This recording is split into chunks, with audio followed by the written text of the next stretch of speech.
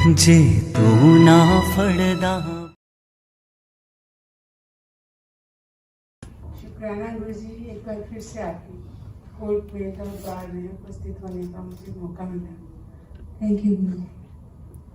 जय गुरु चंद्र जी। ये उन दिनों की बात है जब अभी मैं थोड़ा सा ही जैसे मुझे रश्मि के बारे में पता चला था तो मैं जुड़ी थी। तो रश्मि ने मुझे मैसेज किया कि भोपाल में थे हम लोग कि मम्मा वहाँ दलजीज आंटी हैं एडमिन, तो मैंने आपको उनका नंबर भेजा है, तो आप उनसे बात करके तो सत्संग अटेंड कर। मैंने कहा ठीक है। तो हमने उनसे कांटेक्ट किया तो कहने लगे कि देखो अगर आप कहो तो हम गाड़ी भेज देंगे आपको। मैंने कहा नहीं हम लोग आ जाएंगे। तो हम लोग दोनों चले गए। मैंने अपने हस्बैंड से बोला कि ऐसे ऐसे सत्संग, तू वहाँ बैठ जाना लेकिन मैं घर आ जाऊँगा, तेरे को लेने आ जाऊँगा। ये क्या बात हुई? तो हम लोग दोनों चले गए, लेकिन हमें सत्संग घर मिला ही नहीं जहाँ सत्संग था। ठीक है। तो 18 मई को हमने वापस लुधियाना पंजाब में आना था। तो 17 को मेरी डेंटल अपॉइंटमेंट थी। हम लोग गए, वापसी में मेरा एक्सीडेंट हो गया। तो उस टाइम मुझे मेरी रिब्स में मतलब दबाव आया या जो भी था। नेक्स्ट डे मुझे पेन बहुत थी, एक्सरे वगैरह हुए तो, लेकिन डॉक्टर नहीं था तो उन्होंने कहा कि रिपोर्ट आपको 3 दिन बाद मिलेगी। मैंने कहा ऐसे कैसे हो सकता है, हमने तो कल जाना। कहते हैं आपकी तो हालत ही नहीं है जाने की। मैं कहा नहीं जो भी है मुझे जाना ही है। बेटे ने भी कहा कि मैं कर देता हूँ आपको होटल में अरेंजमेंट कर देता हूँ, तो आप हफ्ता रुक जाओ। मैं कहा नहीं। तो 18 को हम लोग दुरंतो गाड़ी थी, बहुत तेज चलती है, हम लोग उसमें बैठे। पता नहीं मैंने कैसे सफ़र किया, मैं तो खुद ही हैरान थी। तो वहाँ से हम लोग फिर दिल्ली के बाद हरियाणा करनाल में पहुँचे। वहाँ पे मेरे ब्रदर इन लॉ आए हुए थे, तो उन कहने लगे कि एक बार डॉक्टर ऑर्थो वाले डॉक्टर को दिखा देते हैं दोबारा। वहाँ पे डिजिटल एक्सरे हुआ, उन्होंने मुझे तो बाहर भेजा, इनको बताया होगा कुछ। तो मुझे यही था कि कहते नहीं सब ठीक है, थोड़ी देर में ठीक हो जाओगे, टाइम लगेगा लेकिन ठीक हो जाओगे। मैंने कहते हैं है तो कुछ नहीं, दबाव सा ही है, लेकिन मुझे तो पेन भी है। चलो ठीक है। बाद में पता चला कि रिब्स में क्रैक था। गुरुजी ने पता नहीं कैसे, मतलब मुझे पता ही नहीं चलने दिया और काफ़ी टाइम लगा जो मुझे हील होने में। लेकिन मुझे ऐसा लगता था कि दबाव भी तो है, लेकिन पता नहीं मुझे इतनी तकलीफ क्यों होती है। मेरी डॉटर इन लॉ भी कहती है कि नहीं मम्मा आप ठीक हो जाओगे, जल्दी ठीक हो जाओगे, और वाकई में ठीक हो गई। ये सब गुरुजी की कृपा से ही हुआ। 2019 में मैं यूएस रश्मि के पास आई, तो एक दिन इसने वो अमृत वेला रखा। रात को हम लोग सोए तो सुबह मैंने कहा कि मुझे बता देना मुझे क्या करना है। तो कहने नहीं मम्मा मैं कर लूँगी। तो सोए सोए जैसे ये तो 3 बजे उठ के प्रसाद बनाने लगी होगी, मुझे सपने में गुरुजी एकदम से ऐसे लगा कि रैंप से उतर रहे हैं उनकी गाड़ी, वाइट गाड़ी, और वाइट ही चोले में थे। मैंने कहा वो गुरुजी आप यहाँ? तो एकदम से मुझे जैसे आ खड़े, हाँ ऐसे रश्मि ने अमृत वेला रखा ना, मैं वो अधिकार ब्लैस कर तो सारी संगत भी ब्लैस करन आई हूँ। अच्छा गुरुजी। साइड पे रश्मि खड़ी थी, उसको कहते तेरे भरा रिंकू भी मैं ब्लैस कर देता है। कहते गुरुजी रिंकू ब्लैस कर देता है? कहते हाँ मैं रिंकू ब्लैस कर देता है।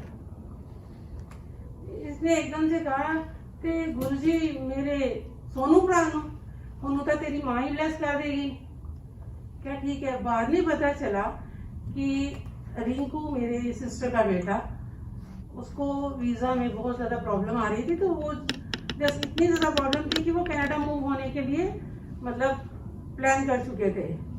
लेकिन एक दिन मतलब अश्विन ने उनको बताया कि तेरी मासी को ऐसे ऐसे फ़ोन आया ना, गुरुजी का सपना आया। तो वो कहते हैं रिंकू ने ब्लेस। कहता अच्छा मैंने कल ही तो गुरुजी को प्रार्थना की है, फ्राइडे को सैटरडे को मुझे ये सपना आ रहा है, फ्राइडे को कि गुरुजी अब आपने ही देखना है। वाकई में उसका सब काम हो गया। ऐसे ही गुरुजी सबको कुछ ना कुछ दिखाते रहते हैं। मेरे साथ भी बहुत से एक्सपीरियंसेस हुए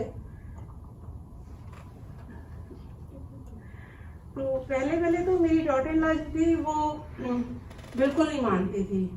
एक दिन मैंने कहा कि यहाँ डुगरी में ना गुरु जी का मंदिर है तो हम चले वहाँ पे।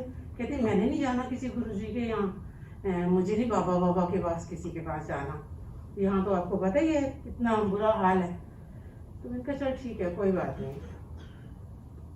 तो ऐसे ही फिर रश्मि ने मुझे कहा कि मम्मा मैं तो मेरा एकदम बड़ा मन करता है भाई कोई सत्संग अटेंड करूँ, लुधियाना की बात है। तो कहती मम्मा आप ऐसे करो कि भैया वगैरह मान जाएंगे। मैं क्या हाँ नहीं वो कुछ कहेगा तो नहीं। तो कहती आप घर में ही गुरु जी के स्वरूप के आगे दीपक जलाओ और चाय प्रसाद बनाना और सत्संग कर लेना, पाठ लगा लेना। मैंने कहा ठीक है। तो हमने वैसे ही किया, बेटे ने बल्कि जोत वगैरह जलाई और चाय प्रसाद वगैरह बनाया। तो हम सब बैठे, मिसेस डॉटर इन लॉ भी बैठी। तो इतने में ना एकदम से गुलाबों की बहुत ज्यादा खुशबू आई। तो मैंने कहा बहुत खुशबू आ रही है। तो मेरे जो ग्रैंडसन बैठे थे वो ये कहते हाँ दादी बहुत खुशबू आ रही है। तो मेरी एकदम से डॉटर इन लॉ बोलती है नहीं पास से कोई जा रहा होगा तो उसने सेंट वगैरह कुछ लगाया होगा तो उसी की स्मेल होगी।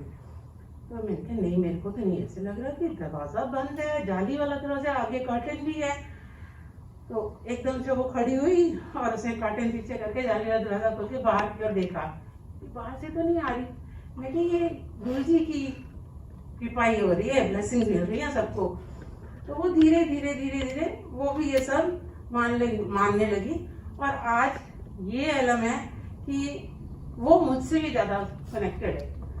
उसको भी बहुत सारे एक्सपीरियंसेस दिखाए गुरु जी ने। जिन दिनों में गाड़ी से हाँ वो बीच में ही रह गया। ट्रेन पे हम लोग आ रहे थे तो अभी ट्रेन के अंदर मैं बैठी हुई थी क्योंकि लेट तो सकती नहीं थी।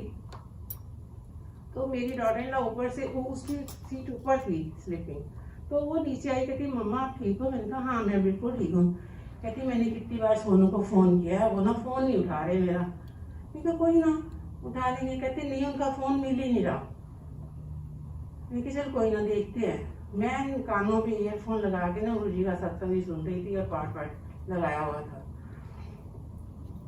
तो इतने में थोड़ी देर बाद फिर आई कि मम्मा उनका ना ऐसे वो जा रहे थे, कोई मीटिंग अटेंड करनी थी तो गाड़ी तक अभी पहुंचे नहीं थे। तो वो कहते कि 2 बंदे स्कूटर पे आए, मोटरसाइकिल पे आए हैं। तो उन्होंने ना झपट्टा मारा फोन पे, वो फोन ले गए और ये भी गिर गए। सोनू भी गिर गया, बेटा मेरा वो भी गिर गया और उसकी स्पेक्स वगैरह भी टूट गई। क्या अच्छा चलो इसीलिए नहीं फोन मिल रहा होगा। तो अभी ये जो फोन किया ना वो किसी फ्रेंड के यहाँ से फोन किया है। मैंने कहा अच्छा पता नहीं, चलो वो ठीक है ना। कहती हाँ वो ठीक है पर थोड़ी सी लगी है जैसे स्पेक्स की वजह से। तो ये तो बाद में पता चला कि एक्चुअल में ये लोग जब जा रहे थे, ये गाड़ी में जा रहे थे, क्योंकि मेरी भी एक्सीडेंट हुआ तो बताया नहीं। तो सुनिधि मेरी डॉटर इन लॉ को भी इसलिए नहीं बताया कि घबरा जाएंगे, मम्मा पहले ही ठीक नहीं है। तो ये लोग गाड़ी में जा रहे थे, 3-4 लोग थे। तो उन्होंने गाड़ी इनकी रुकवाई। एक कोई लेडी है थोड़ी दूर पे, बहुत ब्लीड कर रही है, शायद उसका एक्सीडेंट हो गया, तो आप थोड़ी मदद करो। उन्होंने गाड़ी रोकी। जैसे ही गाड़ी रोकी तो वो लोग इनके ऊपर झपट पड़े। एक्चुअल में वो कोई ब्लीड नहीं कर रही थी कोई, वो उन्होंने तो वैसे ही इनको लूटना था। तो बेटे के पास, बेटे तो उसको शौक नहीं है कुछ भी, उसने गोल्ड नहीं पहना हुआ, सिर्फ एक रिंग शायद पहनी होगी। तो उसके साथ जो उसका फ्रेंड था उसकी शादी नई हुई थी, उसने चेन रिंग पहनी थी। उन्होंने मतलब पहले तो मोबाइल खींचा और उसके बाद शायद उसकी चेन और जो हाथ में कड़ा था वो भी खींच लिया। इनके आपस में लड़ाई हुई, उन्होंने भी मारा। इतने में क्या हुआ कि शायद वो मार ही जाते, कुछ कर जाते। इतने में क्या हुआ कि पुलिस सायरन की आवाज आने लगी और वो लोग भाग गए। पता नहीं गुरुजी की कृपा थी उस दिन क्या होता क्या नहीं। पुलिस तो कुछ नहीं आई, लेकिन वो मतलब उसकी वजह से भाग गए। तो मुझे तो यही लगा कि शायद गुरुजी ने ही कोई ऐसा चमत्कार किया कि सायरन की आवाज आई और वो लोग भाग गए। इस तरह बेटा भी बचा और वो जो उसका फ्रेंड था वो। थैंक यू गुरुजी, शुक्राना गुरुजी। इसी तरह अपनी ब्लेसिंग्स बनाए रखना हम हमारे परिवार पर भी और सारी संगत। जय गुरु।